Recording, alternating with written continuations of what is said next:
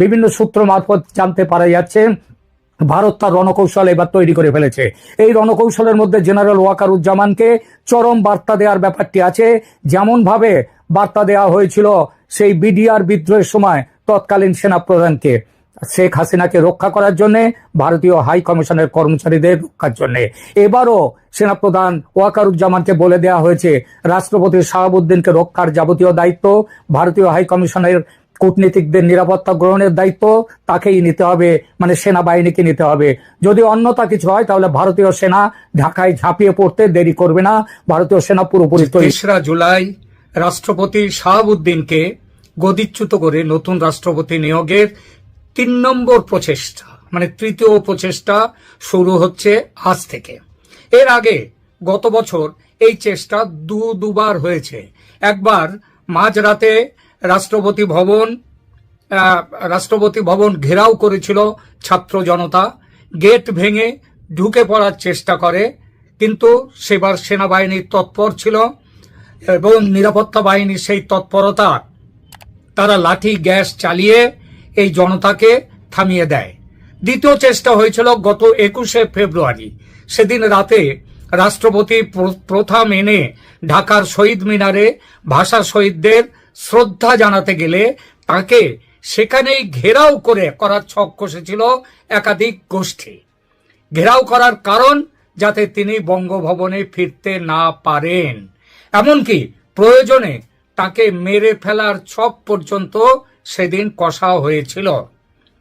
পরিস্থিতি এমন দিকে গড়ায় যে গোয়েন্দা এবং নিরাপত্তা রক্ষীদের পরামর্শে সেদিন, মানে ওই ২১শে ফেব্রুয়ারি, রাষ্ট্রপতিকে তৈরি হয়েও দীর্ঘ সময় বঙ্গভবনে চুপচাপ বসে অপেক্ষা করতে হয়।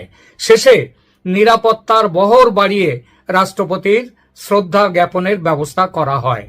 বাংলাদেশের রাজনীতির নিবিড় পর্যবেক্ষক যারা, তারা মনে করছেন আর একটি ৫ আগস্ট সংগঠিত করার লক্ষ্যেই বুধবার বন্দর নগরী চট্টগ্রাম দিনভর অচল করে রেখেছিল বৈষম্য বিরোধী ছাত্র জনতা। সেটা লক্ষ্য, মানে গতকাল, মানে ২রা জুলাই। তার লক্ষ্য ৩রা জুলাই থেকে শুরু হওয়া এই যে শাহাবুদ্দিন হটাও আন্দোলন, এই আন্দোলনের পরিস্থিতিটাকে গরম করার, বলে না, সেই বাতাস গরম করার উদ্দেশ্য থাকে। সেই উদ্দেশ্যেই দিনভর চট্টগ্রাম অচল রেখেছিল বৈষম্য বিরোধী ছাত্র জনতা। ইতিমধ্যে ৩রা জুলাই থেকে শুরু হওয়া নবপর্যায়ের অভিযানের প্রথম দিন বঙ্গভবন অভিমুখে একটি বিরোধী জোটের পদযাত্রা কর্মসূচিকে কেন্দ্র করে বড় ধরনের সহিংসতা ও নাশকতার এক গভীর ষড়যন্ত্রের তথ্য ফাঁস হয়েছে। কি সেই তথ্য বলছি আপনাদের। ভারতীয় গোয়েন্দা সূত্র থেকে সম্প্রতি হাতে এসেছে একটি উচ্চ পর্যায়ের জরুরি ও গোপনীয় গোয়েন্দা প্রতিবেদন। এই প্রতিবেদনে বেশ কিছু চাঞ্চল্যকর তথ্য দেয়া হয়েছে। প্রতিবেদনে বলা হয়েছে এই পদযাত্রা যেটা আজ থেকে শুরু হচ্ছে ৩রা জুলাই থেকে, এই পদযাত্রা কেবল একটি সাধারণ প্রতিবাদ নয়, এর আড়ালে রাষ্ট্রপতিকে অপসারণ এবং বঙ্গভবনের নিয়ন্ত্রণ নেয়ার মতো বৃহত্তর ও বিপজ্জনক পরিকল্পনা রয়েছে। গোপন নথি যেটা বলছে যে এনসিপি ও তাদের অঘোষিত যে সমমনা জোট এবং যে জোটের বর্তমানে অন্যতম শরিক হলো বিএনপি, তারাও অনেকদিন ডাবল গেম খেলেছে, ভেতরে না বাইরে জানা যেত না। এখন তারাও এই জোটের মধ্যে এসেছে এবং তারা এই কর্মসূচির ডাক দিয়েছে। তবে এর মূল উদ্দেশ্য হলো রাষ্ট্রপতিকে পদত্যাগে বাধ্য করা এবং বঙ্গভবনকে অস্থিতিশীল পরিস্থিতি তৈরি করা, এবং তাকে, এই যে রাষ্ট্রপতি শাহাবুদ্দিন চুপ্পু সাহেবকে, সেখান থেকে তাকে বিদায় দিয়ে যাকে আনা হবে, যাকে রাষ্ট্রপতি পদে নিযুক্ত করবে, এই যে নতুন যারা আসছেন তারা, সেই নামের মধ্যে রয়েছে খালেদা জিয়া, তিনি হবেন রাষ্ট্রপতি। আবার অন্য মতে আলোচনা চলছে যে এখানে রাষ্ট্রপতি পদে নিযুক্ত হবেন মোহাম্মদ ইউনূস এবং প্রধান উপদেষ্টার পদে নিযুক্ত হবেন, যতদিন না নির্বাচন হয় ততদিন, হচ্ছেন তারেক রহমান। এবং সেই জন্যই এই পরিকল্পনাটা হচ্ছে একটা উগ্রপন্থী ও যে বাংলাদেশের গণতন্ত্র বিরোধী একটা ষড়যন্ত্র হিসেবে প্রতিবেদনে চিহ্নিত করেছেন ভারতীয় গোয়েন্দারা। প্রতিবেদনটির সবচেয়ে উদ্বেগজনক তথ্য হলো এটাই যে এই কর্মসূচিতে সহিংসতা সৃষ্টির জন্য এরই মধ্যে 1000-এর বেশি লোককে টাকা দিয়ে ভাড়া করা হয়েছে। কিন্তু এটা বাংলাদেশের যে ভেতরের খবর, সেখানে 1000 লোক নয়, এখানে টাকা দিয়ে ভাড়া করা হয়েছে 1000-এর অনেক বেশি মানুষকে। এবং সেই সংখ্যাটা 5 থেকে 10,000ও যদি হয় তাতেও কোনো রকম চিন্তিত হওয়ার কারণ নেই, সেটাও ঠিক হতে পারে। এদের প্রত্যেককে 1050 টাকা থেকে 1500 টাকা পর্যন্ত দেয়া হয়েছে বা হবে। প্রতিবেদনে আরো বলা হয়েছে যে এদের মধ্যে অনেকেই জেল থেকে যাদেরকে মুক্ত করেছেন মোহাম্মদ ইউনূসের সরকার, সেই জেল ফেরত আসামিরা, এই সন্ত্রাসীরা, জঙ্গিরা, এদের অনেকেই রয়েছেন তার মধ্যে।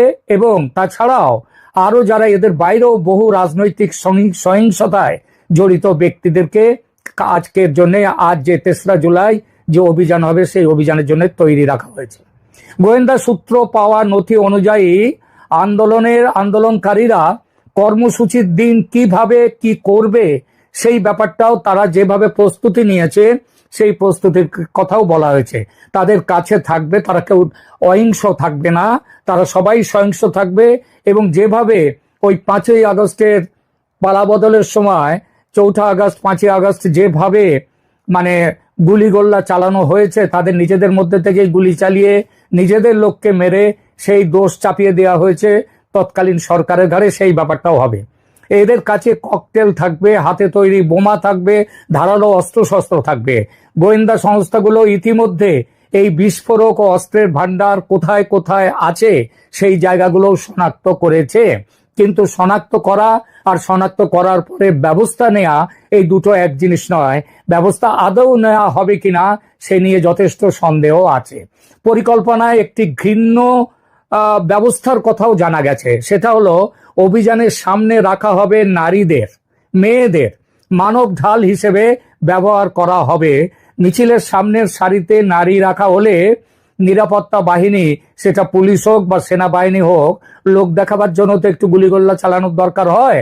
সেটা প্রথমে তাদের মুখোমুখি হবে এবং মেয়েদের উপরে, নারীদের উপরে গুলি চালাতে বা লাঠি চালাতে তারা দ্বিধাবোধ করবে।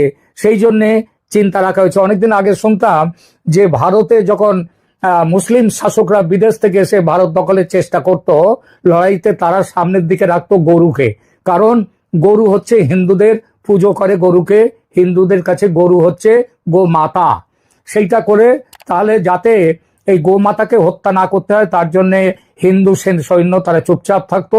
সেই সুবাদে এবং সেই সুযোগে তারা মুসলিম যে সৈন্যরা তারা এসে তাদেরকে হারিয়ে দিত। তো এখানেও সেই একই রকমের চিন্তা রয়েছে। এখানে গরুর পরিবর্তে রাখা হবে নারীদের, যাতে নিরাপত্তা বাহিনী প্রথমে তাদের মুখোমুখি হয় এবং কোনো ব্যবস্থা নিতে দ্বিধাবোধ করে। এই সুযোগে পেছনে থাকা এই পুরুষ কর্মীরা ককটেল অস্ত্র নিয়ে হামলা চালাবে। অন্যদিকে পরিকল্পনার আরো একটি অংশ হচ্ছে মোহাম্মদপুর ক্যাম্পের এক কিশোর গ্যাংয়ের নেতার সঙ্গে যোগাযোগ করা হয়েছে। এই গ্যাং স্বল্প সময়ের জন্য স্ট্রিট ডিস্ট্রাকশন বা যে নিরাপত্তা বাহিনীর বা রাস্তায় যারা আছে তাদের মনোযোগ অন্যদিকে ঘুরিয়ে নেবে এবং তারা একটা নয়েজ সাপোর্টেজ করবে এবং সেই সুবাদে এইভাবে আন্দোলনকে এগিয়ে নিয়ে যাবে। প্রতিবেদনে দাবি করা হয়েছে যে পিনাকি ভট্টাচার্য, নাহিদ ইসলাম ও হাসনাতের মতো ব্যক্তিদের মধ্যে কথোপকথনের মাধ্যমে এই ষড়যন্ত্রের বিষয়টি নিশ্চিত হওয়া গেছে। সম্প্রতি রূপায়ণ টাওয়ারে ঢাকায় তাদের মধ্যে একটি গোপন বৈঠক অনুষ্ঠিত হয়, যেখানে সংঘর্ষের দৃশ্য কিভাবে তৈরি করা যায় তা নিয়ে বিস্তারিত আলোচনা হয়েছে। ষড়যন্ত্রের সবচেয়ে ভয়ঙ্কর দিকটি হলো পদযাত্রার এক পর্যায়ে আন্দোলনকারীরা নিজেদের ভিড়ের মধ্যে নিজেরাই ককটেল বোমা ছুড়বে, গুলি চালাবে। এর মাধ্যমে তাহলে মানুষের মৃত্যু হবে, গোলমাল হবে এবং সেই দায়, ককটেল বিস্ফোরণের দায়, গুলি চালাবার দায় নিরাপত্তা বাহিনীর ঘাড়ে চাপিয়ে সাধারণ মানুষের সহানুভূতি অর্জনের চেষ্টা করবে। ইতিমধ্যে এই অভিযানে মদত দেওয়ার উদ্দেশ্যে পাকিস্তান থেকে 3 জন পাকিস্তানি সেনাকর্তা আরব এমিরেটসের বিমানে তারা বাংলাদেশে এসেছেন। ভারতীয় গোয়েন্দাদের মতে দেশে জঙ্গি তৎপরতা বৃদ্ধির কর্মসূচি সফল করার লক্ষ্যে পথ নির্দেশ দেওয়ার জন্য, তাদেরকে গাইডেন্স দেওয়ার জন্য এই সেনাকর্তারা ঢাকায় এসেছেন। ব্রিগেডিয়ার জেনারেল পদমর্যাদার এই 3 সেনা অফিসারের নাম হলো পাকিস্তান বাহিনীর নাদিম আহমেদ, মোহাম্মদ তালহা এবং সাউদ আহমেদ রাও। এদের পরিচয় নিয়ে দ্বন্দ্বের কারণ, ঢাকা বিমানবন্দরের ইমিগ্রেশন কাউন্টারে এরা যে পাসপোর্ট জমা দেন, তিনটি পাসপোর্টই গত 1-1.5 মাসের মধ্যে তৈরি হয়েছে। তার মানে একেবারে আনকোরা নতুন পাসপোর্ট। আর এখন তো যাওয়া আসার জন্য ভিসার দরকার নেই বাংলাদেশ এবং পাকিস্তানের। সুতরাং এই নতুন পাসপোর্ট তৈরি করে নিয়েই তারা এসেছেন বাংলাদেশে। এগুলো ডিপ্লোম্যাটিক পাসপোর্ট নয়, সাধারণ পাসপোর্ট। গোয়েন্দাদের, ভারতীয় গোয়েন্দাদের ধারণা হলো বিশেষ কারণে এদের পাসপোর্ট, এই সব পাসপোর্ট ইস্যু করে বাংলাদেশে এদেরকে পাঠানো হয়েছে। এর আগেও পাকিস্তানি সেনা অফিসাররা ঢাকায় এলে ইউনূস সরকারের তরফে সরকারিভাবে কখনোই কিছু জানানো হয়নি, এবারও হয়নি এদের আশা। এনসিপি অর্থাৎ ন্যাশনাল সিটিজেন্স পার্টি আমাদের ইউনূস সাহেবের নিজের বকলমে যে দলটি তৈরি করেছেন, সেই এনসিপি